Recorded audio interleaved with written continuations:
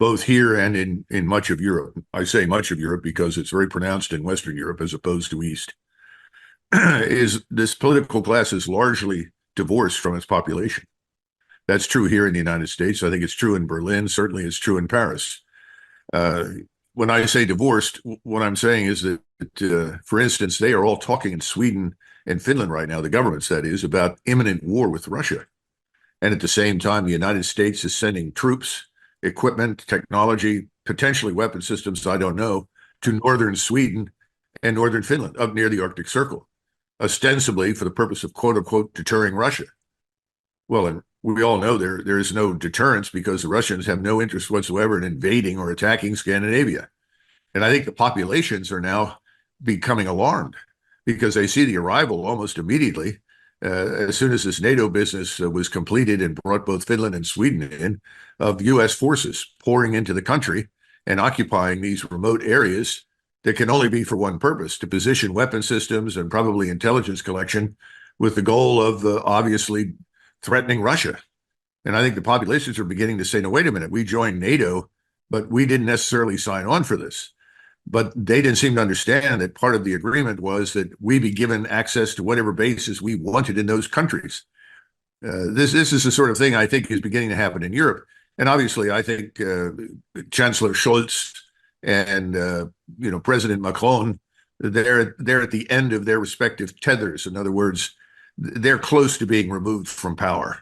The populations are discontented. Now, the populations in France react differently from the way Germans react, but I think they can both agree the governments don't represent their interests. The Germans are struggling very hard to find a new way forward, but it will come to them. The problem in France is they know what the way forward is, and they've just got to get the old leadership out of the way. We have a similar problem here in Washington. We have this supposed election coming in November, but between now and then, people are beginning to figure out, well, this entire economy could collapse. The financial system is already in crisis.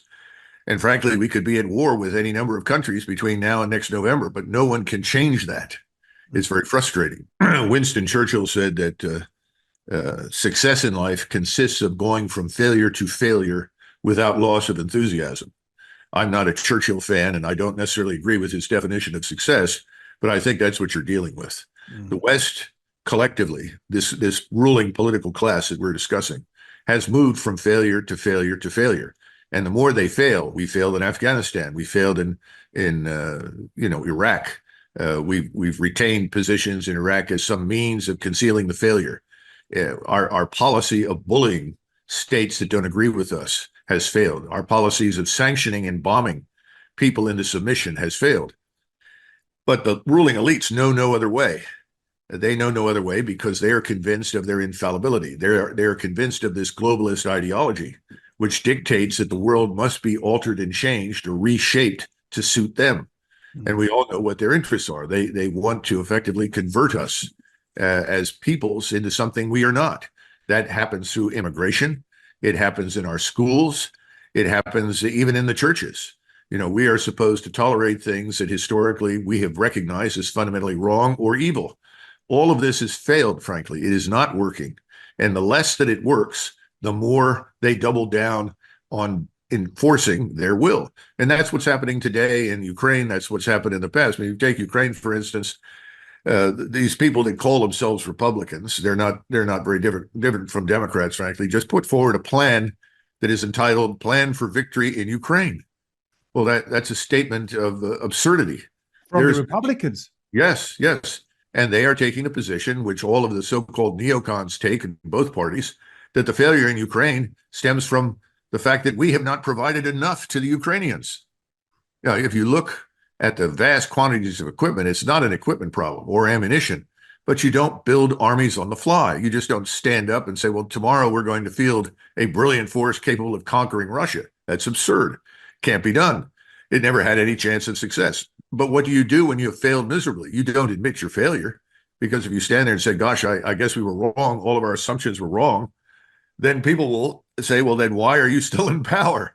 So what the elites do, because remember, this ruling class controls the media, the ruling class controls finance, the ruling class controls your governments, the ruling class even controls entertainment in Hollywood. So what do? They double down. In other words, they continue to dig deeper into the hole where they already find themselves. They can't conceive of climbing out of the hole and looking around.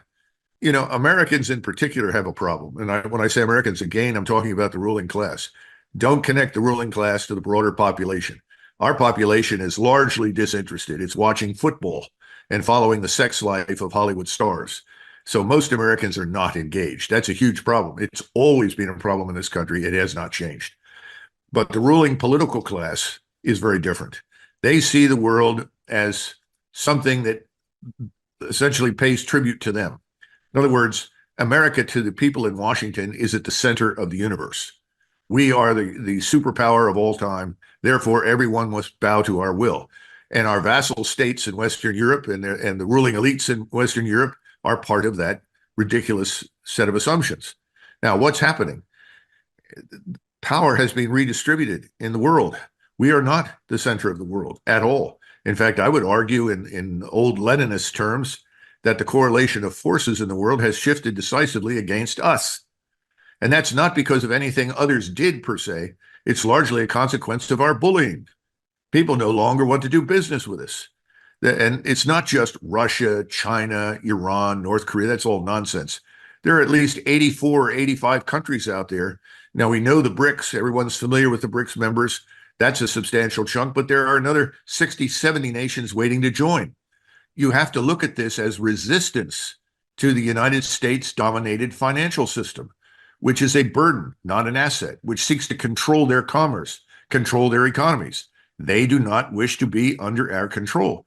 And as a result, they've also had to build themselves up into something they were never really interested in the past, a serious military alliance. That alliance isn't being signed in some hall of mirrors in Versailles, but it is real. More and more nations are stepping up and saying that's enough. And to this must be added our unconditional support for Israel. And whether you like or hate Israel makes no difference. What the Israelis have done in Gaza is criminal. The world knows that. You can talk about it as much as you like in the West and say, oh, no, it's not. You can diminish the extent of the crimes. You can treat the people in Gaza as though they really are animals, which, of course, is the attitude of Mr. Netanyahu and his party, and frankly, most of the Israeli electorate. We cannot do that, but that's what we are doing.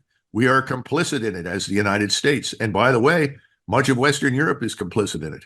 And the West Europeans don't seem to understand there's a difference between what is happening in Israel and what is going on in their own countries, because we know large numbers of West Europeans do not like the fact that they have admitted millions and millions of people from North Africa and the Middle East. Well, of course not. We are allowing millions to flood into our country. It's only a matter of time until that explodes here. But the bottom line is that's separate and distinct from what's happening in Israel, because the Israelis are, in effect, conducting a campaign of mass expulsion and destruction against that population. So all of these contradictions work together to isolate us. And right now, the United States is perhaps more isolated than it has ever been in its history, which is kind of entertaining if you stop and think about it, because people like me that have always opposed these overseas interventions are called isolationists. But we were never interested in isolating the country. We wanted to do business with everyone. Our position was, why are we interfering in the internal affairs of others? But now we really are isolated, and it's only going to get worse from here. But let's be frank about something. Donald Trump, RFK Jr., and anybody who is on the left that stands up and eventually becomes a candidate, what do they all have in common? They have all, unfortunately, unconditionally supported Israel. And even Trump has said that if he were president in the future, things such as those things that happened in Ukraine would not happen because he would bully the Russians into submission. In other words, I'm strong, I'm tough, and I can force these people to do what we want, which of course is entirely stupid. Now, to RFK Jr.'s credit, he has not said that. He actually takes the same position that I have over many, many years, that our relations with the Russians should be good. There's no reason why they should not be good. We do not have any vital strategic interests that collide to the point where we should be at war with each other. But having said all of that, there are too many globalists in the camps of all of these candidates. So in that sense, I think the population, the broader electorate, still remains isolated from the candidates. There is no one standing up and saying, wait a minute, we live in a world today where our problems as great powers, France, Germany, the United States, take your pick, wherever you want to go, Great Britain, Our problems are internal. They're not external. There are no existential military threats to the United States. Russia threatens us only because we have threatened them. And if we stopped, it would stop. China, good Lord, anybody who knows anything about Chinese history knows that they're not going to attack anybody. They've got the same problem they've had for centuries. Too many Chinese. They've got to manage it. That's every morning Xi wakes up and he's not worried about us. He's worried about what he needs to do to hold China together. And right now, between the banking system, terrible mistakes in the central planning system, economically, financially, China's in a lot of trouble. No one ever brings it up. Somebody pointed out the other day that Xi had executed the top leadership of the Chinese Navy, or excuse me, rocket forces. Mm-hmm. Well, that's nothing new. I mean, corruption is endemic in that country. It's everywhere. And we shouldn't be surprised by that. But people are looking at you, gosh, I didn't know that. Well, things don't work. Rockets don't work. Ships don't work. Hulls are faulty and flawed. This is Chinese corruption. Anyone who knows anything about China can talk about it. So there's no threat from China. And the Russians would like to get back to normal business. They'd like to get this war over with. We are preventing that from happening. We are stoking the fires, however weak they may be in Ukraine, to keep this going. And we're convincing everybody through our vassal state leaders in Western Europe to keep up this ridiculous front that somehow or another there's war coming from Russia. It's all nonsense. But the danger is the provocations could ultimately provoke the very thing that we don't want, which is war with Russia. I would say in some respects, we at the moment are a lot like Austria was in the late 19th century. I'm sure some of your viewers will remember Marshal Radetzky. Sure. And Radetzky won the Battle of Kustodza, was a celebrated hero, and he actually was a very fine field commander, and he was in his 80s. Well, at that point, he should have been retired, but he wasn't. And in fact, as long as he was alive, they kept wheeling him out, almost to the point of putting him in a wheelchair and bringing him out again to remind everybody that Austria is a great power. It was ridiculous. That's why you have this novel called Radetzky Marsh. Sure, Joseph wrote a fantastic novel. Well, I think there's a great deal of similarity between what is discussed at the end of that novel, the last several chapters, and where the United States is at the moment. Now, we are still far, far more powerful and potent than Austria. There's no doubt about it. But when you look at the gerontocracy that you've mentioned, that's at the top of our political structure, it's a disaster. It all needs to be swept away. We need new blood. But you're not going to get any new blood until there is some sort of upheaval that dislodges these party structures from power once and for all. Because the structures of power in Washington prevent youth, prevent new ideas, prevent people, I would say, of integrity and imagination from ever reaching office. Now, when this happens in a country, you usually get a revolution. That's ultimately what brought Cromwell to power. Mm-hmm. And Cromwell, by the way, was the model for George Washington in the American Revolution.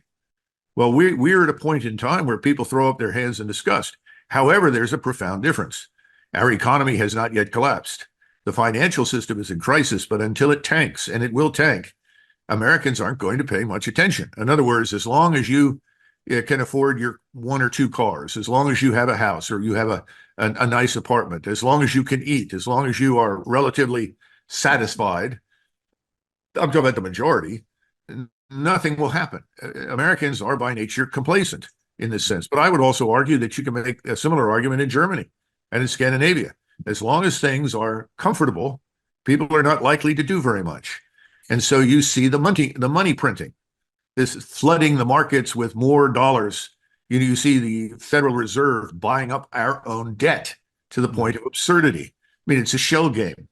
And increasingly, fewer and fewer people overseas want to buy our debt, which makes it harder and harder for us to finance the government.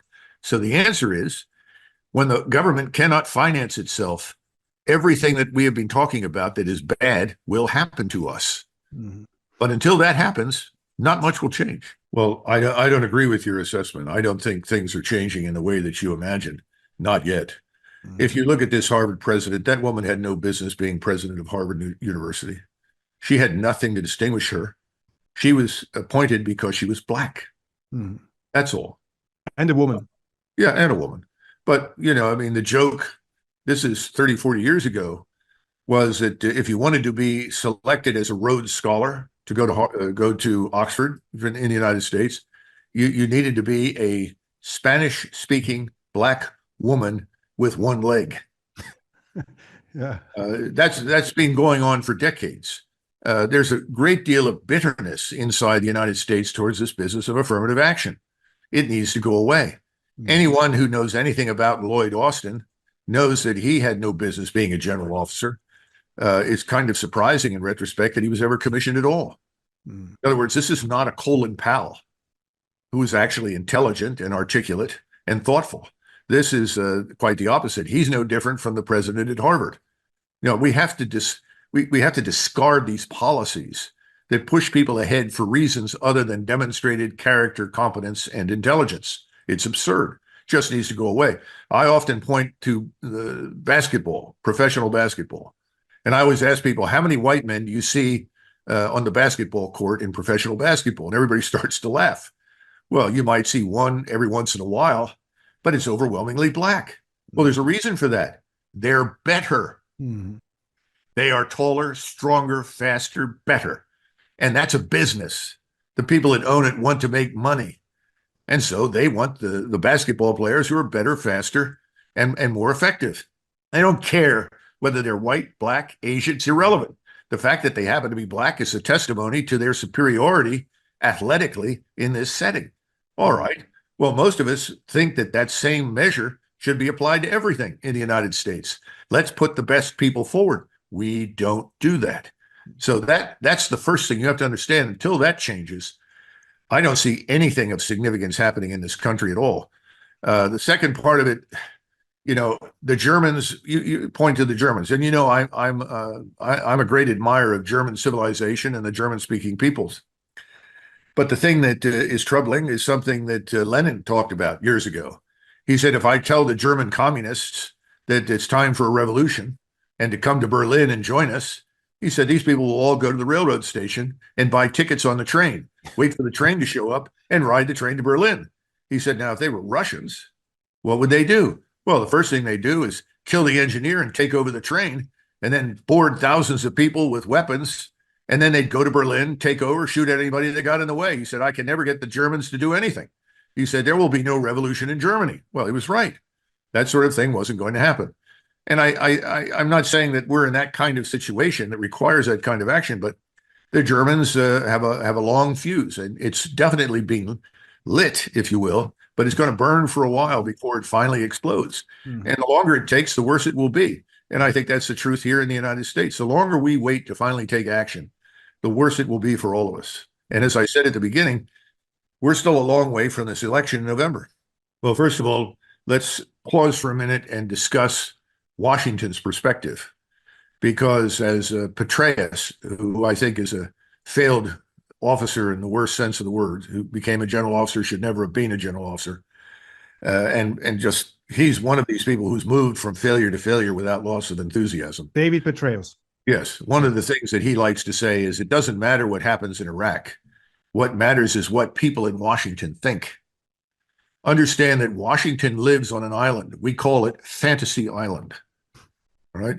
And on Fantasy Island, Washington, D.C., people in Washington think that the Ukrainian war has been an enormous success story. Now, stop and consider this. They think that we have actually harmed the Russians. They believe that the Russians are incompetent and incapable of doing more than they have. They refuse to see reality. Absolutely out of the question. I'm not sure that if Russian forces marched through Kiev and all the way to the Polish border, that they would ever come to terms with reality. They are absolutely certain that this proxy war against Russia must continue. Now, that's Fantasy Island's view. And all of this without regard to the Ukrainian people, without regard to anyone there, without regard, I would argue, to Europeans in general. They could care less. All of it, as far as they're concerned, could become a war zone if it harms Russia. Hence, you see the stupidity in Finland, the stupidity in Sweden. So what is it in reality? In reality, the Ukrainian nation is probably dead. Millions and millions and millions of Ukrainians have left the country. They will never go back. The birth rate, which was already low, has now gone through the floor. I mean, people are simply not building families, and families are essential to the survival of any civilization culture. Mm. Now we have the Procurator General, who finally admitted in public that the Ukrainians had lost 500,000 soldiers on the battlefield.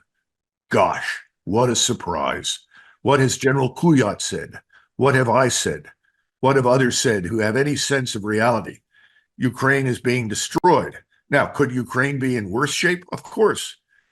The Russians could have gone in and done in Ukraine what the Israelis are doing in Gaza. There's a difference. The Russians don't want to kill Slavic Orthodox Christians like themselves. They never have. By the way, the Russians don't want to kill Europeans. They want to do business with them. So this is not Gaza. All the terrible war crimes attributed to the Russians have not happened. In fact, if there are significant war crimes, they were committed by the Ukrainian forces, and we know who those people are. The sad truth of the matter is, I'm afraid Ukraine is finished as a nation state, but we will continue to pretend that it's something real until it absolutely is not. And the Russian forces are now advancing across the front, albeit slowly and deliberately. But I think even the truth has finally sunk in Moscow that they're not going to find a partner to talk to. And if they can't, they have to go to the Dnieper River and probably cross it and go into Kiev. And that is something that no one on the Russian side wants to do because Kiev is practically a holy city in the history and culture of Russia. That is the beginning of Orthodox That's Christianity. the Jerusalem of the Russian culture. Yes, and so they don't want to fight in that city. And Zelensky could care less about those things. He's shut down Christianity in Ukraine. He's arrested people for it. This man is worse than the NKVD and the Bolsheviks. So they may still have to do that whether they like it or not. But there's no one in the West right now that's going to admit anything. Now, if something were to change in Washington, then I'm sure that many of the vassal states would go along with it. But I still think the so-called vassal European states are going to have change in their own governments. It's up to the Germans, the French, and everybody else to put an end to it. They've got to do it and got to come to terms with reality. But you and I know you're the voice in the wilderness. How many people get to listen to you, Roger? So what are they listening to every night on television? They're listening to lies, nonsense, fantasy. I think in Washington, it's an impossibility. You have to have a complete overhaul in that city for anything intelligent and rational to occur. As I said, the so-called Republicans are on the lunatic fringe with the people on the left. They are out of touch with reality. They just published something called Plan for Victory in Ukraine. Yeah. So what the Republicans in the House had done. At the same time, and as soon as I heard that, and I was not alone, I said, well, where's the plan to close the border and restore the rule of law, to enforce federal law inside the United States? There's no interest in that because there's no money in it. Biden is not in control of anything. Biden says, signs, whatever he's told to say or sign. So you can forget Biden per se, no matter how convincing he may sound when he speaks. So who's in charge? Is it Blinken? Is it Mayorkas? Is it Merrick Garland over at Justice? Is it Wray in the FBI? Sullivan, the National Security Advisor? There are lots of people that wield power behind the scenes. And of course, they're responding to donors, people with billions of dollars who want certain things to happen. They want the war in Ukraine to continue. They want war in the Middle East on behalf of Israel. And they think in doing so that they are going to make Israel more secure and more survivable, when I think it's going to have the opposite effect. That's where we are. And until the people that are there are removed and sent away, and we bring in fresh blood, fresh leadership with fresh eyes, I don't expect Washington to change. So that means Europe has to do something. Now, everyone looks at me as soon as I say that and say, oh, come on, Douglas, you know NATO and EU. These people won't do anything. Well, we'll see. Like you, I'm somewhat more optimistic. I think in Europe, things could change sooner than they will here. International relations have nothing to do with personalities. It's always nice when one person can agree with another, but international relations is ultimately about interests, hard interests. When in 1938, Stalin and Hitler decided to sign the so-called non-aggression pact, which resulted in the dissolution of Poland, why did that happen? It happened because they shared interests, not because they liked each other. They both hated each other. The notion that Donald Trump will come in and instantly change anything, I think, is something we need to re-examine. First of all, the last time, it didn't work very well. We spent 4 years while tragically he floundered. The question is, has he changed? Will he bring in completely new people? Or are we simply going to see more retreads? In other words, individuals who are part of the problem, part of the Washington swamp, people who already have one foot on Fantasy Island, Fantasy Island is poisonous. You've got to get rid of it. So you've got to bring in new people. The second thing is, has he finally discovered the enormous power at his disposal? I don't know. I mean, right now, the presidency seems to be almost irrelevant. Congress, the Senate, and the House have enormous power because there is no one in the White House. What's happened, though, is that the people behind the scenes, some of whose names I mentioned, are in agreement with people on Fantasy Island that are in the Congress, that is the Senate and the House. So can he go in there and can he make profound change? What has he learned? And I'm not yet sure that he's learned the lessons he needs to. And the other thing is that I'm, as an English speaking person, I don't like the idea of people looking for saviors. I hear people say, "Oh, he'll save us if he gets in there." I hate that sort of thing. To my core, I like to think in larger terms, and I always believed in the Republic. So I'm disenchanted with the savior or this messianic complex that Americans are looking for someone to step in and save them.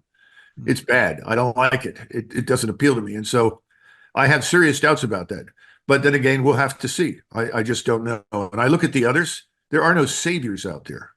It's extremely dangerous, but it will not explode instantly into a regional war. The people that go back and look at events in late July, early August of 1914 and see parallels are not wrong. But the difference is that the various great powers are moving cautiously, very cautiously, because the only ones in the region interested in going to war are Israel and the United States. Now, you could include the United Kingdom with its Lilliputian Navy and its Lilliputian Army and its Lilliputian Air Force. Those things are almost negligible, but they're probably the single most loyal vassal state in the world to us, not because their population wants it, but that's the nature of the globalist elite in London. But we're not prepared for any of it. Neither is Israel. And I think that there's a tendency to discount the region. People have difficulty understanding just how much has changed in the region. They think that this is still 1973, when the Israelis made a similar error and they were surprised, and then they rebounded with lots of help from us. This time it's different. Why is it different? Because the populations in the region are much better educated. The populations in the region can pick up this, just like you and I, and they can turn it on and they can watch what's happening on the ground in Gaza. The populations in the region are enraged. They do want action against Israel. The problem is that the leaders in Saudi Arabia, the Emirates, and Jordan and Egypt know that their countries are fragile. Their societies are fragile. They don't want to sustain extensive infrastructure damage, but they may not have much choice. So what we see happening right now is a little different from 1914. We just launched strikes into Yemen against the so-called the Houthis, these Shiite tribesmen in Yemen, who are incredibly tough people. I mean, you have to keep in mind that they've been bombed and harmed by us and the Saudis for years, until finally there was some shred of humanity in the United States and people recognized this shouldn't go on. They launched some strikes. What did we do with these strikes? Well, the first thing we did is inform the Houthis that we were striking them. Isn't that interesting? We told them we're coming. We may have told them roughly where we're coming. We seem to have picked targets that we've struck before. Now, I haven't seen a detailed target list. I don't know in great detail, but if you look at the map and you look at the things that they've destroyed and you compare it with what we've attacked previously, looks a lot alike. In other words, it's difficult to believe that we found something new. And I've been through this before during the Kosovo air campaign. People bombed and bombed and bombed, and they ran out of targets. And so what did we do? Well, we went back and hit those targets again. What do you do when the bombing campaign doesn't work? And ultimately, that bombing campaign failed. It was our bribing of Yeltsin and his government to support us that persuaded Milosevic to stop, because the Russians called him and said, we can't supply you over the winter. We can't provide you with what you need. You're going to have to throw in the towel because we can't do what we promised. And so I don't know how many billions of dollars Stroh Talbot promised them on behalf of Clinton. I don't know the details. Nobody really does. But Yeltsin and his government said, fine, we'll throw Milosevic and the Serbs under the bus. Mm-hmm. And the rest is history. This time, we're doing some of the same things. So how much impact will this have on the Houthis? I don't think it's going to have much impact. Now, then that means the Houthis go back to launching drones and missiles at whatever commercial vessel decides to penetrate the Gate of Tears and move into the Red Sea. And then as soon as they do, even if we shoot the stuff down, that's enough to stop everything. Because right now, the insurance companies have effectively said the whole area is a war zone. Mm. And capital always flees conflict, which means all the ships are going to be rerouted anyway. So what did we accomplish by formally turning the region into a war zone? We accomplished nothing. We made things worse. However, I think we appeased Mr. Netanyahu. And the important thing to understand is that Mr. Netanyahu has a great deal more power and influence in Washington than Mr. Biden.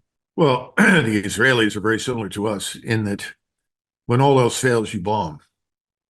They are casualty averse. In other words, they're very sensitive to Israeli soldiers being killed and wounded. So I would say several things. First, the Israelis acted on an emotional impulse. In other words, people at the beginning of this process were emoting, not thinking. And the emotion, which was shared by the entire population, led them to the conclusion that the only way this war could be won was to destroy the population of Gaza, as well as its dwellings. In other words, you either kill the population or drive them out, and you make it impossible for them to come back. Now, this is not a new idea, but this is really what was behind everything. Now, that doesn't mean that they don't care about, hostages. They do. It doesn't mean that they're unconcerned about their own losses. But I think in a heat of emotion, they decided we're finally going to do what we've always really wanted to do anyway. This is a great excuse to do it. This is certainly true for Mr. Netanyahu. Now, as far as the atrocities on 7 October are concerned, and there were some, as time has passed, we see a lot of people debunking many of the claims that were made originally. Now, I haven't studied that in detail, and I'm not suggesting that that exonerates Hamas. Hamas went in and did terrible things. I do subscribe to the view that Hamas did what you would expect people to do who emerged suddenly from years and years and years of deprivation and oppression would do. So that's true. Mm-hmm. The second thing is I think the Israelis made some assumptions about the Hamas fighters, their enemy in the region, that were untrue. They were unsound. I think they thought these were like many of the Arab forces they fought in the past that have struck hard and resolutely on the ground and in the air would crumble. They haven't crumbled. Now, the Israelis claim to have killed 8,000 Hamas fighters. How do we know? Have we seen 8,000 dead Hamas corpses? Have we seen, tangible, concrete evidence for that? No. We do have evidence for almost 23,000 people being killed in Gaza, but overwhelmingly they look like women, children, and old men. So I don't know how to assess that. The Israelis sent forces in that were reserve forces. As I think I may have mentioned to you, I certainly have before, my IDF contacts told me early on they were very concerned about these reservists because they had far, far less training and experience under their belts than the reservists of 1973. And then secondly, without very much experience, they were and training, they were being sent into the worst possible environment. Urban warfare is terrible. And whenever you can avoid it in military affairs, you want to avoid it. And there were many Israeli generals that pointed these things out too, who are retired and said, we understand we need to strike back. We understand the requirement for a counterstrike, but going in great numbers into this urban area, particularly after you've destroyed it. And once again, the lessons from World War II are very clear. If you destroy the city, it's much easier to defend than if you leave it largely intact and then go after the enemy. All of those things were ignored. And I think as a result, the Israelis have taken far, far higher casualties than they are willing to admit. And you can read in Haaretz, who's talked about anywhere from 5,000 to 8,000 casualties on the Israeli side. And I've seen numbers as high as 800 dead, but I have no way of knowing any of it. And there's no way to get at the truth, none whatsoever. So the only thing that we can assume, because they pulled out large numbers of troops who were in there, organizations that had been decimated, frankly, and worn out and exhausted, that they had to change forces, rotate forces, rest up forces, because now they're very focused on Hezbollah. So they failed. Gaza is not won by no means. And they may have decided, well, for the moment, we've done as much damage as we can do. We can return to that later. Now we need to focus elsewhere because the West Bank has become very, very explosive. And then you have another million plus Palestinians in Jordan who want to arm up and go across and help their Arab brothers who are also Palestinians fight back against the occupation in the West Bank. This whole thing has been a disaster, in my judgment, strategically for Israel. But there is never, just as we refuse to consider the possibility of talking to people before we act, the Israelis have taken the same approach with the Arabs, believing in their hearts that the only thing their Arab opponents will understand is force. We take the same position. We refuse to talk to the Russians. We refuse to talk to the Chinese unless they get on their knees and worship at the altar of globalism and the American-dominated financial system. Then they can't possibly be partners for us. It's sheer insanity. It has no future. It's almost as bad as FDR's unconditional surrender demand of the Germans and the Japanese. What it guarantees is more bloody warfare. Well, a lot of things that seem to be religious in character are often not purely religious, but cultural, racial, and also involve political interests. So I'm not sure I would see everything through the biblical lens. Don't think that's necessarily a good answer. There is evidence that there could be, or at least there was. And I always point to the outcome of the 73 war, particularly with Egypt. And that produced a treaty in recognition of Israel that was very important. And that was between Sadat and Begin. Those two men came together, and ultimately we got the arrangements that have produced peace on the Egyptian border now for decades. The problem is that too now is at risk because Mr. Netanyahu has talked about the Philadelphia corridor. This is the border between Gaza and Sinai, which is in Egyptian hands, and said that the Egyptians are not adequately securing it. It's a sieve. In other words, too much is getting into or coming out of Gaza, and therefore we Israelis are going to take it over. Well, if the Israelis decide to do that, that could result in an immediate declaration of war by Egypt against Israel. So I hope that doesn't happen. So there is some evidence that you can forge peace. Now, why hasn't it happened elsewhere? Well, we could spend hours discussing that. But right now, given what has happened in Gaza, I don't think there's much chance of any reconciliation. Now, could there be in the future? Perhaps. But I would tell you that what's happened in Gaza has awakened a new spirit in the region. There's this concept from an ancient Arab, well, I shouldn't say ancient, from the 13th century and 14th century, an Arab historian. And he talked about the concept of Asaviyah. Asaviyah was a discussion point about the cohesion of the Muslim world. Remember, he lived in a world where he could travel from southern Spain all the way to modern-day Stalingrad, which was near the capital of the Tartars, and he was entirely in a Muslim environment. Islam stretched across the Middle East, across India, across North Africa, all the way into Spain and back into what today we call southern Russia. And he talked about the fact that people do not understand Islam until they have seen the power of Islam. Now, remember, in the 13th century, Islam was still a very potent force, not just in religious terms, but also militarily and economically. Even those who have serious disputes with each other, when I say serious, most of it's territory or people, particularly the Turks and the Iranians, or even disputes over territory in the Arabian Sea between the Iranians and the Arabs and so forth. These things are being suppressed in favor of recognizing the criticality of unifying against Israel and the United States. Mm-hmm.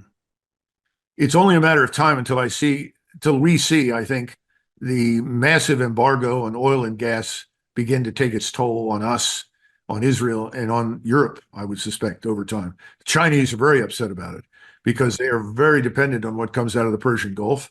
They are also dependent on the food that comes out of Africa to reach China and feed 1 billion people. And my point again about Xi is that Xi is the last person that wants a war. But depending upon how these events develop over the next few months, he may feel obligated on behalf of his country to intervene in some way to support those who promise to end this stupidity. And that's not us. And it certainly isn't Israel. Israel wants, in the form, not just because of Mr. Netanyahu, and this is important to point out, Netanyahu may go. This war will not end. What the Israeli population wants is a showdown. And they want us to be part of that showdown because they know otherwise they can't win it. So I think once you begin going after the Houthis, it won't work. And so then someone's going to step up and say, well, we're going to have to send in ground forces. And, my British friends who served in Aden all shake their heads and say, the last thing you want to do is chase these people through the mountains of Yemen. Very unrewarding operation. But I don't see how we avoid that, given the probability that these bombings are not going to change a great deal down in Yemen. I think the Israelis, rightly, by the way, see Hezbollah as far more dangerous and potent than Hamas. And I think they'll want a war of annihilation against Hezbollah, which is why, of course, we had a carrier battle group up there in the Eastern Mediterranean. And I'm sure we'll see another one arrive at some point in the near future to augment and reinforce Israeli operations against Hezbollah. At some point, this brings in Iran. Mm. And the Turks and the Iranians and virtually dozens of countries in the Middle East and Africa, they've all signed on, and so has China, for this court case in the International Court of Justice. Mm-hmm. There's no question in anybody's mind about who is responsible for these horrible atrocities and who has to be prosecuted. So again, we're very isolated. We have our, Lilliputian friend in the United Kingdom sailing along behind us in a little dinghy. And then you have the Israelis, who are playing the role of Serbia in 1914, urging the great empire to intervene on their behalf and crush their enemies. It didn't work very well for the Serbs. And this time around, I don't think it'll work well for the Israelis. My greatest concern, and I've always supported Israel, I've always felt that it's a state that should exist for a whole range of reasons. And as a state, it could be a very positive and productive member of the international community. But it may not survive. I think that's a real possibility. Today, no one can conceive of that. But we're in a slow progression down the sort of side of the hill. I always tell people that I see the United States government much like a runaway locomotive. It's headed down the side of a mountain, but it's a mountain in Switzerland, and it takes time to get down that mountain, but they're headed down and they don't have any brakes. Now, there is a brake that's possible. It's called financial ruin. That could operate as a brake on this. But unless that happens between now and April, I think by April, we will be involved in a regional war that sadly has the capacity to become global. I mean, the Russians are not fools. They're watching what we're doing in Sweden and Finland. They listen to these maniacs in Lithuania and Poland. They're worried. I would be if I were a Russian. So they know that we're not suddenly going to have a come to Jesus moment and figure out that there is no threat from Russia and there's no reason for war with Russia. They have to bet on the alternative. Russia will not stand by and allow us to bomb Iran into the Stone Age. They won't permit it. And then there are the Turks. And Erdogan is nothing if not careful, but his population is far more engaged in this and far more enraged than the population in Iran. I would say that at least 50% of the Iranians could care less what happens in the Middle East. That's not true in Turkey. And they will eventually be drawn in. As Erdogan himself has said, the time will come when Turkish soldiers fight in Gaza. I think it's all going to come together this year. And I'm predicting April timeframe, maybe May, but I think it'll take the next several months for this to coalesce and build up. So it is not like 1914, where you could instantaneously trigger de facto existing alliances, because the difference is that the people in the region, their leaders, don't want war, but they will fight. But they'll have to be slowly drawn in the way we are being drawn in, and then it will blow up in our faces. Then the question is, how much larger does it get? Does it become global? Do the Chinese finally step in behind the Russians and decide that they too have to engage? I don't know. But we should not dismiss any of these possibilities. War is something that once you set it in motion, you have very little control over where it goes and what it does, which is why, in most cases, you don't want it. And I always go back to Bismarck. Bismarck always understood that if you're going to have a war, you want to think carefully about ending it as quickly as possible. And you want to end it in a way that everyone can live with the outcome. There's no one thinking about that in Washington at all, and certainly nobody in Western Europe that I can find. No, I don't see that happening, not at this time. I'd be very surprised if anyone stepped forward with that view. And remember, we talk about the will of the people. It's not the will here, it's the absence of will. Mm-hmm. Because, again, the population is not engaged. And it's the dynamics of events. Yes. And, look, if you go back to the 1930s, go right through 1939 and 40, look at the polling data. No one in the United States wanted another war in Europe. The only way we got a war in Europe was that Hitler foolishly, over the objections of his general staff, declared war on the United States, ostensibly because he was obligated under the treaty with the Japanese. And the general staff said, don't do this. And he said, well, the Americans are already in it anyway. Well, we know that they're supplying our opponents. That's true. But let's not give them an excuse to throw their full weight into the fight. Don't do this. Don't declare war. If anything, you can refuse to do so despite the treaty. And if the Japanese don't like it, that's fine. But they're a long way from us and can't help us or hurt us.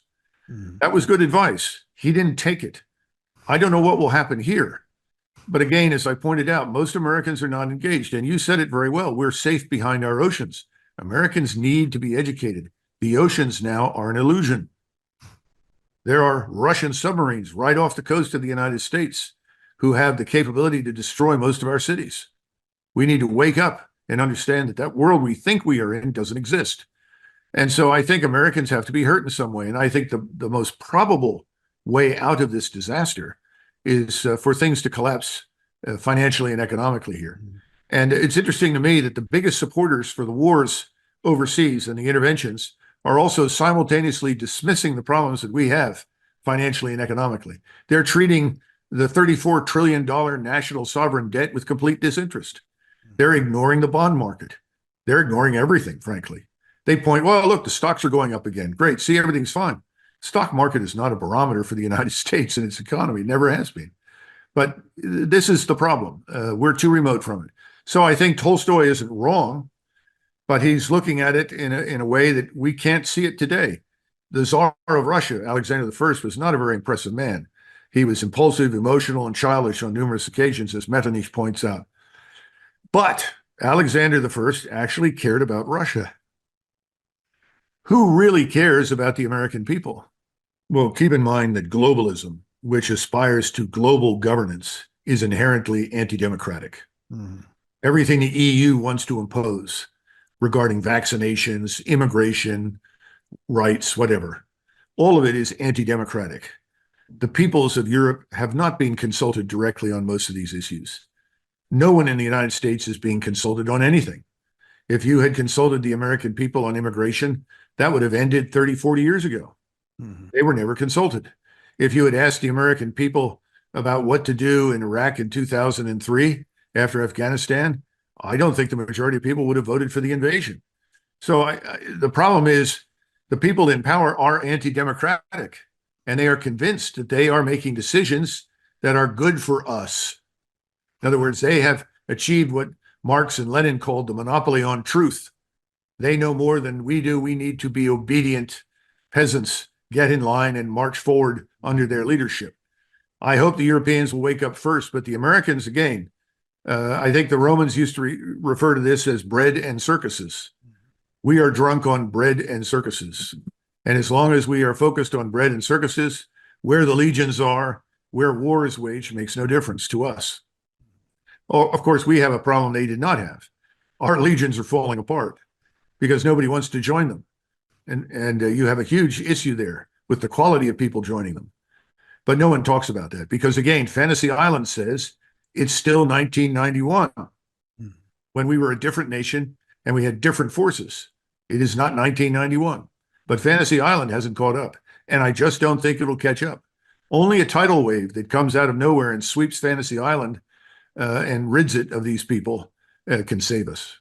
Yes, I think so. And in a different world, if this were the age of Dwight Eisenhower or Richard Nixon, I think people would say, well, this solution is obvious. Stop the Israelis from bombing Gaza. Pick up the phone calls, stop now. Because they would be able to see that it's like looking at an edifice, a wall, an arch, and the stones are falling out. The national security environment is collapsing. So what do? You stop what you're doing because the world doesn't really want to go to war, or shouldn't, and it's not going to satisfy Israel.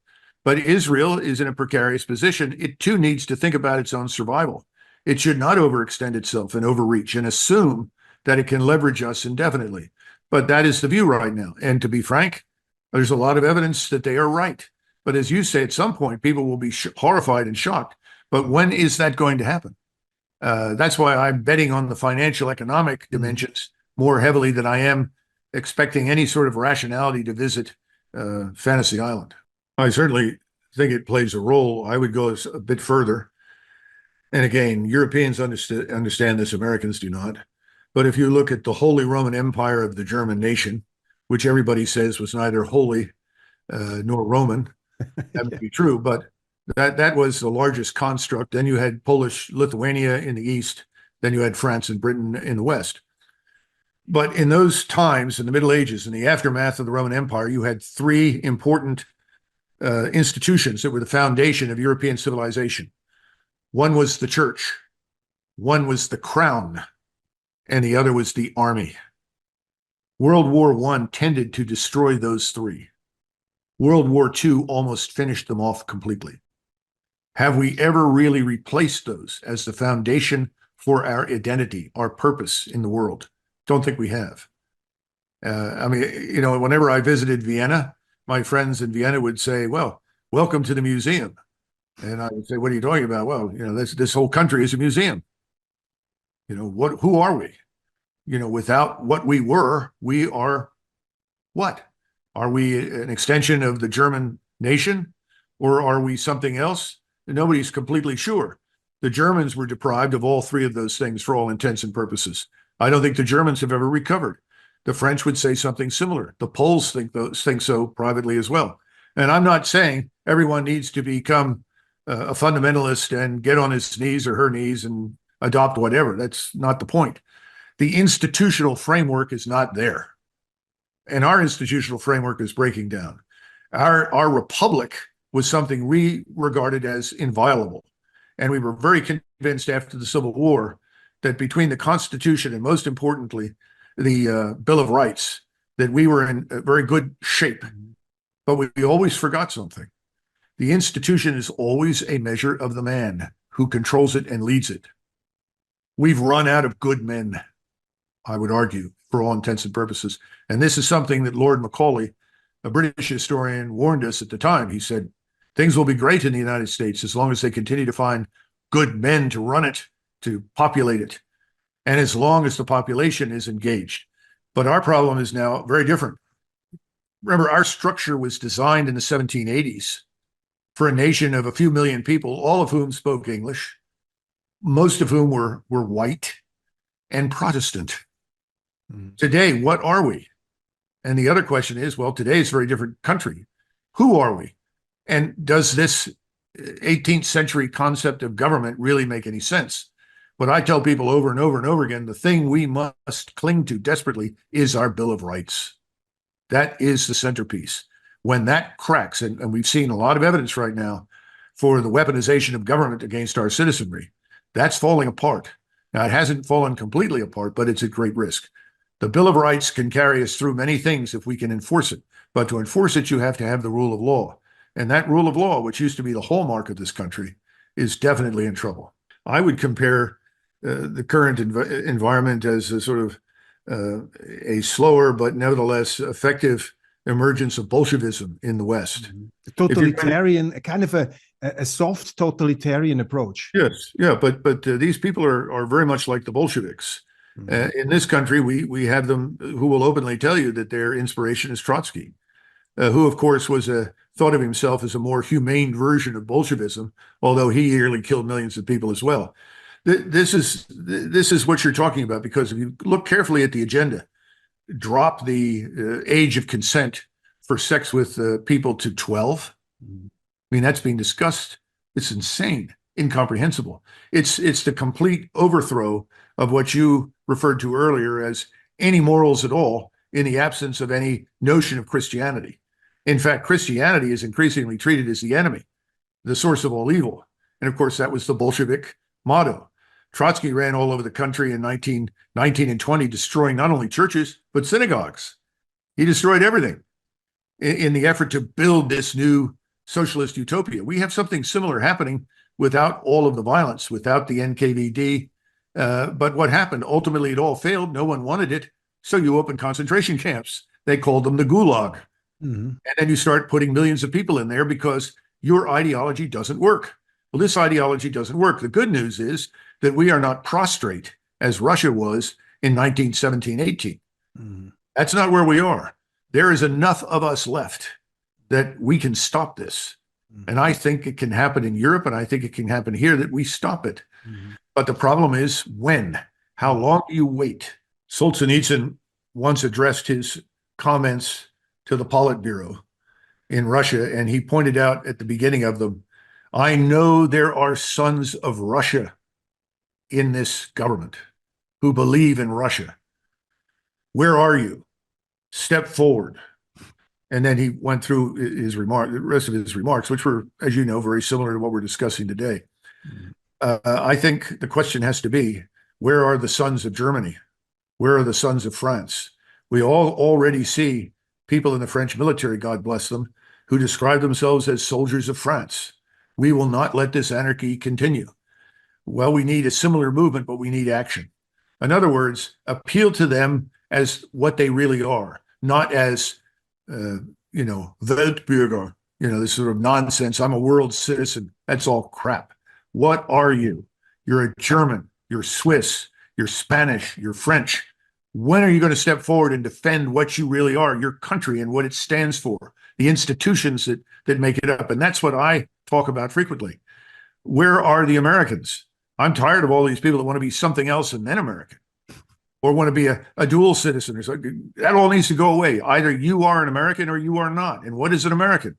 Answer that question. When those questions are answered where you are, I think you will begin to get change, and you will realize these governments in Europe are fundamentally opposed to their own country, their country's history, its culture, its way of life, its people. They want to dissolve it. They want to do away with it. Somehow or another, in their deranged minds, they think this is good for the world. One of the things that we used to say when I was on active duty, we thought we were in Europe because we thought we were defending European civilization. We used to say, if water is purest at its source, then this place called Europe is the fountainhead of our civilization. And that, of course, is when we thought, as Americans, that we too were part of this civilization. Of course, my French friends used to say, Douglas, no one thinks America is really part of Western civilization. And I would laugh. But the point is, that's where you've got to go, And if Europe goes there, we'll be fine. You'll come through it. Because the people that are concerned about their countries, they're overwhelmingly democratic in their orientations. These people are not interested in a messiah to save them. They're interested in countries that work, societies that are effective, that produce things. That's what they want. So I absolutely oppose these people that say, oh, well, you're talking about something that could become fascism. Fascism emerges when countries are fragmented internally, and the majority of the people that are inside the country are at risk. They feel that they could be destroyed. Fascism is about unity. Now, that's why you got fascism in the 30s. It wasn't an accident. And people knew what was going on inside the Soviet Union, and they were afraid of it. Well, there is no Soviet Union. Russia poses no threat. That's not the problem. The problem is at home. The people that are most threatening to the futures of their country are the people that are in their governments. Isn't that awful? Last week, German Defense Minister Boris Pistorius said during an interview that Europe could face threats from Russia by the end of the decade, and EU countries need to build up their defense industry to be prepared. Meanwhile, Russian President Putin over the weekend renewed his threats against Finland because it joined NATO earlier this year, but rejected US estimations that Moscow will target NATO countries. Pistorius said Putin's threats against the Baltic states, Georgia and Moldova must be taken very seriously. This is not just saber-rattling. We could be facing danger by the end of this decade. He added that it was time for Europe countries to adapt to the changed geopolitical landscape, especially as the United States could reduce their engagement on the continent. In addition, the German think tank DGAP has issued prior warnings to Western nations, suggesting that Russia might launch a direct attack against NATO in as little as 6 to 10 years, while Poland's National Security Agency have expressed a more urgent concern, estimating that Russia could potentially attack NATO in less than 36 months. Police officials had previously suggested that Russia might target a NATO alliance member in Eastern Europe, such as Poland and Baltic countries. The Baltic countries are protected by NATO's Common Defense Clause, and an attack by foreign troops on them could trigger a wider conflict. Thank you for watching and see you later. No, I don't see any truth in it. And I think he's trying desperately to do whatever he can to drag us back into the war because he knows that he's effectively on the road to being abandoned. He knows the money is going to stop. The arms have already stopped. The ammunition isn't coming. He's at the end of his rope. So I think he's probably ready to do or say anything that promises to help him in any way. Yeah. Okay. So by following your work and your contacts, we've learned the truth that millions, tens of millions of Ukrainians have fled Ukraine. They have no plan of returning to the country.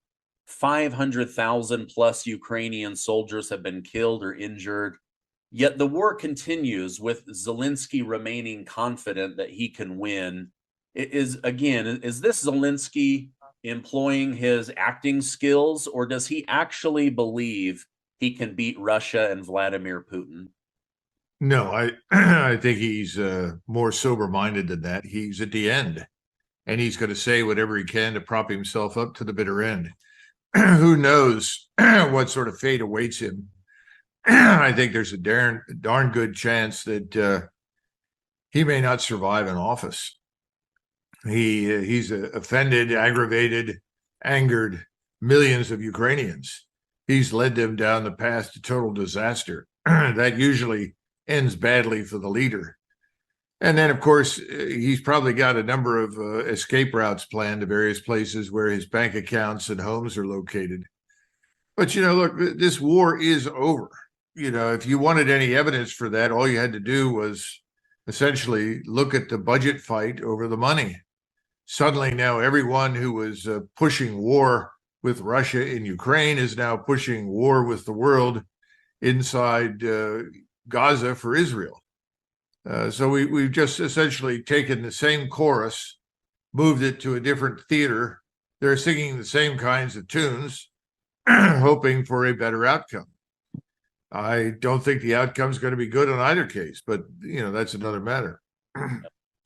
Do you think, or what would you guess NATO leaders are telling Zelensky behind the scenes? Do you think that they're saying, hey, listen, we've supported you, we've given you more than enough, it didn't work out, and it's now time to get to the peace talk tables? Or do you think that they are still quietly behind the scenes pumping him up with confidence that he can win this thing?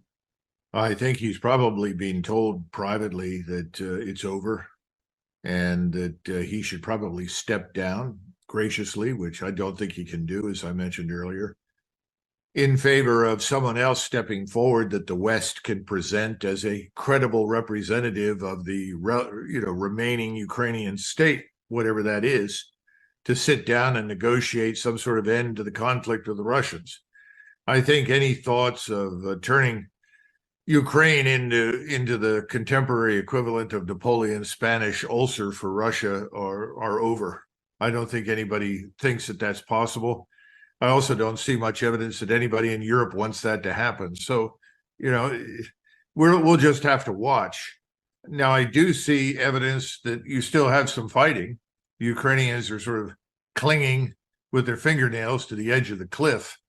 And the Russians are now pressing ahead. Anybody who thinks that the Russians are sitting still is wrong. This Avdiivka fight, which is sort of Bakhmut on steroids, I think is about over. After that, I'm not sure there's much left. Whatever Ukrainians are there that still constitute the army will want to retire to the Dnieper River and cross it and get out of the way. The question is entirely up to the Russians. What do they want to do? What are they going to demand? Are they going to offer any terms at all? to whom will they speak? They're certainly not going to pay any attention to anything we say. We've yet to tell the truth to them about anything. So the question is, who can step forward? I don't have that answer. I think they've got to wait, frankly, until there's some turnover in European governments and they have new leadership before they can expect anything from them. So, the tragedy is not yet completely over, but for all intents and purposes, this is the end. In other words, this is similar to the situation that existed after we crossed the Rhine and the Soviets reached the outskirts of Berlin. Okay. Wow. Zelensky has also said that Putin is taking every opportunity to undermine Ukrainian democracy and elections. But isn't it Zelensky that's not allowing elections in order to keep himself in power? Well, what do you want? I mean, the man's already said that there will be no elections in Ukraine for the foreseeable future. He's effectively banned the Orthodox Christian Church from operating in Ukraine. I mean, just go down the Bill of Rights. Who has any rights left? I'm not sure there are many rights that cannot be discarded with impunity by him. He still has a substantial SBU, or Ukrainian secret police, behind him, which looks more and more like the NKVD under Stalin, rounding up people, forcing them into uniform or disappearing them, if you will. I wonder what's going to happen to this Gonzaga Lira, who is sitting in a Ukrainian jail because he was honest and told the truth about events on the ground in Ukraine. Apparently, he's simply being left to rot in prison. The State Department doesn't seem to be interested in the man, even though he's an American citizen. It's a very tragic situation. But that's a good warning for everybody, including people like me, what you can expect from this administration if you're in trouble. Yeah, probably because Gonzalo Lira was not beating the drum that Washington, D.C. wanted. And so they're like, we're not going to back a journalist who isn't putting out the narrative that we demand, as if he was Twitter or Facebook or Google or something like that. Do you think that in the last couple of days there's been multiple drone attacks on the capital of Ukraine? Do you think that Putin and the Russian Federation army have they been attacking the capital this whole time and it's just now coming into the news? Or is this something new as they try to get people to the peace talk tables? What do you think is going on there? Well, they've launched attacks at targets that they could identify as having some military value or political military value. It's been episodic, but I think they are very definitely ratcheting up the pressure because the Ukrainian forces are now actually defecting in large numbers. We've always had numbers of Ukrainian commanders that surrendered smaller units because they couldn't evacuate their wounded. They didn't want the wounded to die, and they knew that the Russians would provide them with better care. I mean, one of the problems inside the Ukrainian military from day one has been a very inadequate structure for medical treatment and evacuation. So that that much is persistent. I think they're ratcheting up the pressure because they're going to close in on Kiev. They're going to roll up to the Dnieper River. There's no question about it. Frankly, there's not a whole lot out there to stop them. And I think they have hoped that someone would sober up in the West and step forward and say, let's talk, enough's enough, you've won, let's see what your terms are. But no one's done that. And until somebody does, there is no incentive for Russian forces on the ground to stop. But from everything you've seen, is this, NATO's been telling us, you watch, they'll go for the capital next, then they'll roll into Poland and Eastern Europe, or is this just the natural consequence of war that, hey, in order to get someone to surrender, you go for the flag, you go for the capital? Again, I think that is probably on everybody's mind right now in Moscow. But having said that, we've got to keep a certain number of things clear in our minds. First of all, when the Russians initially intervened, everyone said, oh, look at this pitiful force. It's too small for the mission. There aren't enough Russian troops. They don't know what they're doing. Well, they were half right. Putin had never intended to invade and strike all the way to the Dnieper River. I was one of those who was surprised because I thought that the Russians would behave as historically they've done when it became clear they had no alternative. They would drive hell-bent for election deep into Ukrainian territory to try and rapidly encircle and destroy what was there. That didn't happen because I don't think Putin accurately calculated the response he was going to get from the West. I think he was surprised at the enormous hostility and hatred that emitted from Washington, D.C. and other European capitals. So now they've got the force available that could take them all the way to the Polish border without question. But again, it's not really what he wants. The Russians don't want to rule the Ukrainians in the West. They know the Ukrainians in the West are true Ukrainians. These people have never lost their sense of identity or their cultural foundation, their language. They are different from the Russians. The Russians don't want to be burdened with that. Everybody thinks, well, they want to restore the Warsaw Pact. Why? The Warsaw Pact was no great benefit by the time the thing fell apart to the Russians. Cuba is another example. It was a disaster, just an open black pit for Russian money and resources. So he doesn't want to do that. Everything is a function of, well, who's going to step forward and who's going to take ownership, who's going to admit the war is over. That hasn't sorted itself out in the West yet. So between now and Christmas, I would suspect that he'll simply press to the Dnieper River. And that's a natural dividing line. That line will be seized. Then the next question is, who's going to negotiate an end to it? And if nobody comes forward and nobody's left, well, then you can cross the river and go into Kiev and decide what you want there for a government. The Russians will not accept a rump Ukraine as a member of NATO. Off the table. It's impossible. The Russians will not accept a government in Kiev that is incurably hostile to Russia. Why would they? In other words, no more platforms for attack against Russia. What they wanted was an Austrianized Ukraine, some sort of state that would be friendly with, but not necessarily hostile to Russia. In other words, it would not be part of a hostile alliance. I think they're going to get it, but we're not there yet. We'll just have to wait and see what it develops in Europe. In Washington, nothing will happen. I don't know if people realize it, but just take one look at Washington, D.C. It's paralyzed. It's paralyzed with a mix of arrogance, ignorance, and stupidity, in my judgment. They have failed consistently in every single important category of foreign and defense policy. The defense establishment is in ruins. We can't recruit for an army that can fight. We don't have the resources to send anywhere. We don't have any additional ammunition left. We have to replenish our own stocks. We have open borders. Millions of people have poured into the country. We don't know who they are, but they're increasingly an enormous economic burden. We have a failing economy and a deteriorating financial situation. Despite what you hear in the mainstream media, everybody says everything's great. Oh, there's a bull market. Well, let's all get in there.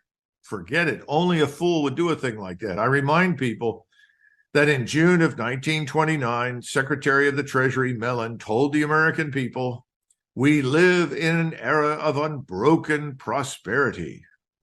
There is nothing to fear." Meanwhile, he was liquidating all of his own stock holdings, investing heavily in gold and cash. And he wasn't the Lone Ranger. People lie. And the bunch in Washington is standing on a mountain of lies. Now they've taken this Israeli problem on, and they've done the worst possible thing. Instead of sitting down and saying to the Israelis, look, we're not in a position to fight a major regional war. We cannot promise you unconditional support. You're going to have to limit the scope of your operations. That may change in the future, but today, these are the limits. Nobody said that. We're back to what we told Zelensky. You have the scientific, industrial, military power of the United States and NATO behind you. You are going to win. We will give you everything. Well, I think that's what Mr. Netanyahu is also counting on. It's not going to happen. Yeah, wow. We can barely do one war, let alone two, and yet they tell the American people We're America. Of course we could do two. Yeah, bring on China while you're at it. My gosh. It's just monumentally stupid. Yeah. So just a couple of days ago, I had General Michael Flynn on my show. He said one of the things he was investigating before the deep state made their move to remove him from the Trump cabinet, that there was an awful lot of money laundering happening from the Pentagon through military operations. The day before I interviewed him, the Pentagon failed an audit saying we can't account for $3 trillion. $3 trillion is the amount of money that they bring in tax collections from every American combined. So do you think there's any truth to what General Flynn is saying, or is it just hard to track money and weapons when you're in the heat of war? Well, that's a great excuse. The next time I plan to go to war, I can forget about stealing money and plussing up my bank account. I don't know the details. I'm sure he would not say such a thing if it were not true. So I impute credibility to his statement. I think he's on to something. But look. And now a quick message from today's video sponsor, Morgan & Morgan. In 2020, there were over 5 million auto accidents. That's more than 600 an hour. 600 an hour. And those in an accident may be entitled to more than they think. A few years ago, I was injured in an auto accident. At first, I didn't want to hire a lawyer because I felt bad for the woman that hit me. But I learned from the law firm that they would be going after the insurance company to make me whole and not the woman. Morgan & Morgan have modernized the injury law process so you can submit a claim and communicate with your legal team all over the phone. So if you're ever injured in an auto accident, you can check out Morgan & Morgan. You can submit a claim in 8 clicks or less without having to leave your couch. For more information, go to forthepeople.com/Stephen Gardner or dial #law. That's pound 529 from your cell phone. All right, let's get back to today's news update. No one in Washington is interested in a real audit of anything. We can't audit the Fed. I think you'd have trouble auditing a lot of the senators in their personal finances as well as in the public ones. I think the entire structure of our government has fallen apart. People don't realize how fragile our government is at this point. The rest of the world looks at us and they see the old American brand. Oh, America is powerful. There's no one that can challenge the United States. Its military is all powerful. It's this, that, and everything. Those days are over. That's 30 years ago. That's 1991. Today, everything has changed. We've had enormous demographic changes. We have enormous discontent inside our country with a whole range of people for very, very serious reasons. We don't have societal cohesion anymore. Go back and look at the days of Gulf War I. Look at the attitudes that people held at that point and how people reacted to what was happening, and then look what's going on now. The point I'm trying to make, and I've said this several times, the last thing the United States needs at this point in our history is a war of any kind. We have too much to do here at home. We're already spending $1 trillion plus every year now to service our enormous sovereign debt. You know, normally your creditors, and we have creditors, will come to you and say, look, it's obvious your head's underwater. You've got to cut spending. If you cut spending, we'll restructure your debt to enable you to pay it. That's what you do. That's what Franklin Roosevelt did in 32 and 34. He didn't call it a default. They called it restructuring the debt. Can we do that now? It's probably too late. Who holds most of the debt, internally and externally? Well, that's another lengthy explanation, but let's be frank. The Saudis, the Chinese, the Japanese, the British, other Europeans, they hold most of the debt. Do they ever really expect to be paid back? I think they've reached a point now where they see no evidence that we will ever cut spending. So where are we headed? Steve, we're headed over the cliff. In fact, some people say we've already gone over, and it's only a matter of time until we hit the bottom. When you hit the bottom, that's when everything will change. But until then, people are going to keep doing what they've always done because they've gotten away with it. So I think General Flynn is right. And I think it's the tip of the proverbial iceberg. Yeah. Wow. Oof. Oh, some of this stuff gives me nightmares to read about. Well, the bad news is that most Americans are still not paying a great deal of attention. Most Americans think things can be handled, or, the government will fix it. I mean, my generation is in receipt of, their retirement checks, pension funds, whatever savings they have. They're all settling in for a comfortable retirement. And I've tried to tell them what happens if the checks stop. What do people do when the food stamps stop? Oh, well, that will never happen. Gee, have we ever heard that before? That will never happen. I mean, Billy Mitchell predicted that the Japanese were the most likely candidate to bomb Pearl Harbor. He made that prediction originally in 1922. It was repeated subsequently. And people at times said, oh, well, that's ridiculous. Why would they ever do that? Well, we're in the same position now. We've grossly underestimated everything, and we're underestimating the Middle East. And this is the real danger that we confront there. It's similar to what we did in Eastern Europe with the Russians. We underestimated the Russians. We decided they were weak and that we were far stronger than we are. We said their society would fragment. Ours is the one in trouble, not theirs. We said their economy would falter, but it's our economy that's in trouble, not theirs. I mean, we just go down the list. So I think we're doing something similar now in the Middle East, and I think it comes at great cost to Israel. Yeah.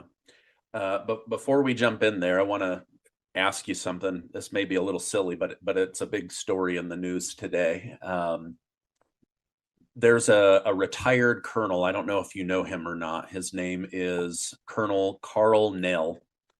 He came out today and said that the United States government, the CIA, and secret UFO programs need to come clean by 2030 and share their secret knowledge with each other in order to give the United States an advantage over the rest of the world before it's too late. Any idea who this guy is? Why is a retired colonel coming out and making it sound as if these different entities are all hiding UFO technology that would benefit the United States? I really don't know. You don't know him? No, Okay. I assume he's an Air Force officer, but he could be an Army officer. I have no knowledge whatsoever of him. And by the way, the entire discussion of aliens is very obtuse. I mean, I've seen plenty of evidence to suggest it's quite real. I've seen plenty of evidence to suggest it's absolutely nonsense. I am not in a position to judge any of it. So I don't know, but I've learned that a lot of things are probably true that we don't know. And so at some point the truth will come out. Look, we're still arguing over the Kennedy assassination. Yeah. I think there's a lot that we don't know. And I think once this government implodes, and I think it will, I think it's headed to rock bottom, we may discover some things. We may find out some things. But until it does, everything that you just mentioned is pure speculation. Yeah. Okay. It was on the front page of the Daily Mail. You're a colonel. He's a colonel. I thought I would just throw it out there. Okay. So we're not all electronically linked, Yeah. Okay. Couple of questions, and then I know you have to get off. Since the October attack on Israel, the U.S. military has had an increase in attacks in Iraq and in Syria. Do you think as the Israel-Gaza situation continues that the United States military bases and units will become increasingly under threat around the world? Well, I don't know about around the world, but very definitely inside the Islamic world. When I was in the building and before I went into the building and I first interviewed with the president for another position, I warned about the situation in Turkey. I felt strongly that we should get our forces out of there. If you go back to 2003, you will remember that the Turks denied us access to moving our forces through Turkey into Iraq. And everyone was shocked. But nobody knows the truth or the historical record. When we first went in to Iraq. The Turks were apoplectic. They were apoplectic because the Turks, of course, regard the Iranians as a rival. They saw Saddam Hussein, for a whole range of reasons, as essentially a bulwark against Iran. They didn't want us to go in there and destabilize the country. And they knew, because Iraq is another artificial construct. It's not a real country in the sense that we think of ourselves in Europe as nations. You can argue that we in the West, in the United States, are an artificial construct in many ways. We weren't always that way, but increasingly it looks that way. But that's not true in the Middle East. Iraq was drawn up along with Jordan and a number of other countries at the Versailles Peace Conference. So they said, look, he may not be perfect, but the country is stable. We can do business with it. We can live with it. And he's focused primarily or disproportionately on Iran. We ignored it. We went back in 2003 and did more damage. We created the Kurdish monster in many respects that now threatens or has been threatening Turkey for some time, despite Mr. Erdogan's best efforts to try and tame that. So the Turks look at us and say, you're nothing but trouble. You've caused us unending heartache. Same thing is true in most of the Arab countries. But I think we need to understand that, and Americans, they don't. You know, we're back to this, so the Americans wear the white hats, we're the good guys, we come in, peace, love, and harmony burst out from every direction. No, it's not the case. So we need to get those troops out. Donald Trump wanted to get them out when I was there in November and December and early January. He wanted them out of Iraq. He wanted them out of Syria. And he was obstructed. He was obstructed by his own party on the Hill. He was obstructed by numerous lobbies because the argument was, well, we have to stay there because of the Iranian threat. Well, the Iranian threat was already in Iraq. The Iranians have been running the show there almost from November of 2003 until the present. We could never have had any modicum of stability in that country if the Iranians hadn't intervened with the Shiites in the south so that we could deal with the Sunnis in the middle by either buying them off with cash or killing them. So the whole thing has been a facade of stability that was never there. We need to get out. Syria is another one. And our positions in these countries are, by any stretch of the imagination, illegal. The Iraqi parliament voted us out back in 2020, said, get out, leave our country. So much for our respect for democracy. We said, oh, sorry, can't do that. We're staying. Syria is another case. We are there illegally. There's nothing there that justifies our presence or control of this tiny oil spot that's up in the northeast of the country. And now we are viewed as unwanted aliens and potentially threatening, not just to the Iranians and the Iranian proxy of militias, but by the Sunnis and the Turks. So we need to get out, but we won't get out. We'll stay, and things are going to get a lot worse. And it's going to be very difficult to rescue them. A friend of mine in the building gave me a good comparison. It's a bad thought, but it worries me a great deal. Most of your viewers will not remember World War II and Wake Island. Wake Island was this tiny island out in the vast Pacific. It was important to us for many reasons strategically, but it was indefensible. It was too small, couldn't possibly be defended. We wanted to get troops out, but we couldn't. So the Marines that were on Wake were lost. They were captured and went away. The same thing was true in the Philippines. We tried to get out of the Philippines through most of the 1930s. FDR actually empowered MacArthur with the president of the Philippines to make a deal for neutrality for the Philippines so that we could avoid a war with the Japanese in the event that they decided to seize the Philippines. All of these things failed. So we had 11,000 American soldiers captured on Bataan. We had 1,000 plus Marines and sailors captured on Wake Island. We have a history of this. This is not good. And once the enemy holds your soldiers, sailors, airmen, and Marines, what are you left to do? What's your answer? Global war, total war, world war? Why wait for the inevitable to occur? So I think we should get out of all of these places, but I hold the minority opinion. Yeah. Oof. Okay, just a couple more questions, then we'll get you out. I appreciate your time. Saudi Arabia has called for an end to the carnage happening in Gaza. Prince Mohammed bin Salman has said if Israel doesn't stop these illegal attacks on Palestine and Gaza, that he will wake up the Middle East against Israel. Is this a credible threat? What are your thoughts on his comments? I think they've already begun the wake-up call. So I think he's absolutely serious. Now, the Saudis and the Emirates, Egypt in particular, several other North African countries, they have a weapon at their disposal in terms of oil and gas. In the case of Saudi Arabia, it has the weapon known as U.S. Treasuries.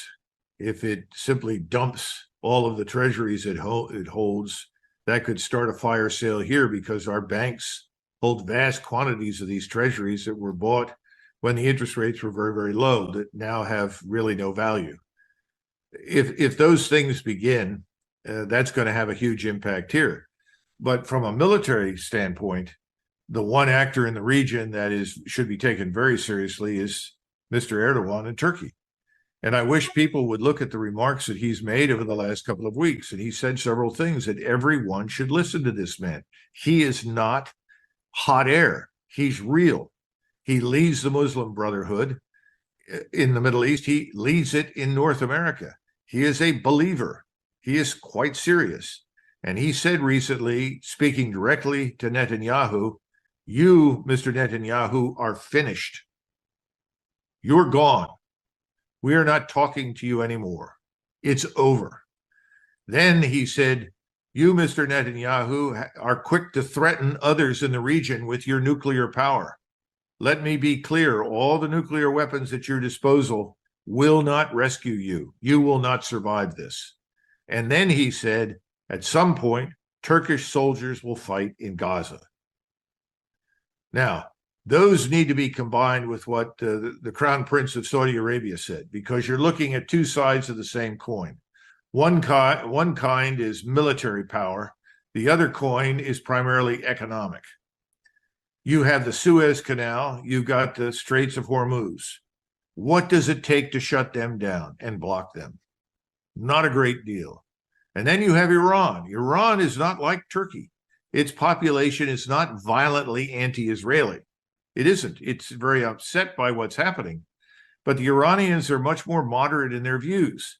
Unfortunately, though, the Iranians know that if they are to be taken seriously in the region and by the Islamic world, they have to take Gaza very seriously. And they've done that.